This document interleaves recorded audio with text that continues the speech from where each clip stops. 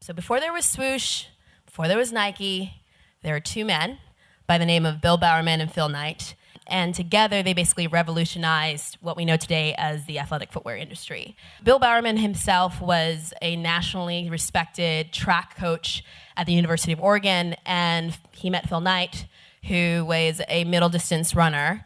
And they together made a pledge to one another. They pledged $500 to one another, and they basically started this business called BRS, which is Blue Ribbon Sports. And that happened in 1966, I believe it was. From that point forth, there was something really unique about Bill Bowerman. Sometimes he's dubbed the Builder Man, but he had this insatiable need to create and innovate, and he spent a lot of his time kind of obsessing how he can make athletes better. How can I make their performance better? How can I shave off time off their mile or their 800 meter? And a lot of that had to do with footwear, right? On the other hand, you had Mr. Phil Knight. He was always extremely business savvy. He received an MBA in finance from Stanford University, and he was an accountant by day, and then in his spare time, what he would do is he would drive around to track meets and literally sell BRS footwear out of the trunk of his car. Between, obviously, Bill's ability to innovate, Knight's incredible business acumen, the business around BRS grew pretty much overnight. And together, they opened their very first store in Santa Monica, California in 1966. Soon thereafter, they actually created a product line called The Nike. And then this woman by the name of Carolyn Davison, she was a graphic designer, student actually at the Portland University. She created the iconic swoosh trademark for a fee of, get ready, $35, yes. And that ultimately became the logo for the brand, and Nike was formed in 1972. In the 2000s, Nike really felt like it was necessary to kind of reestablish a mission statement, and it was all based on a sentiment that was shared by Bill Bowerman. And Bowerman felt as though, regardless of your ability and what you thought and what you looked like, anything, everyone was an athlete, and you had the ability to be an athlete regardless of your skill level. So that's something that rings true today. That's something that we all believe at the brand, at the company.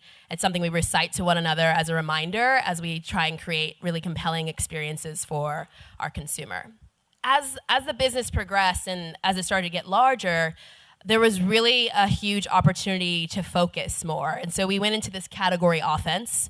So think basketball as a category, running's a category, women's training as a category. What that allowed the brand to do was get closer to its consumer. And you know that as you spend more time with consumer, you gain more insights, and those insights inform how you fabricate your product.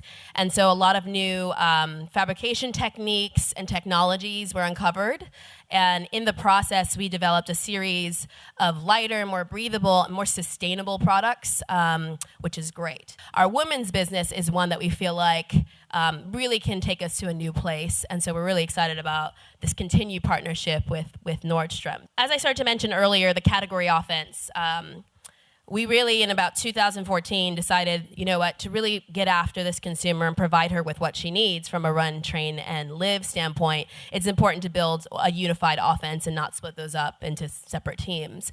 The sneaker boutique for her is one that obviously, if you go up the escalator into any of these key locations, completely stops her in her tracks. It's a wow factor. It's, I gotta see what's going on over there. I wasn't really coming to buy sneakers, but maybe I will now, type of thing. And I think it's one that always keeps her coming back in. So our consumer, this is just point blank period. She is a badass. She knows what she wants. She's very pointed about her decisions, and it's just a really exciting time to kind of connect with her as a brand overall. NXN. Really exciting and amazing concept. What started as a pop-up in 8 different cities back in, I think, April 2015, garnered $1 million in 1 month. And what I believe is that it was the best pop-up in the history of Nordstrom's, which is incredible. And to me, this was truly an ignition point for our two brands to come together and really show what the power of storytelling, innovation, styling, and service can do, and how it can truly impact the consumer, taking that insight of style is my superpower and helping her believe in more and showcasing that for her and playing it back to her.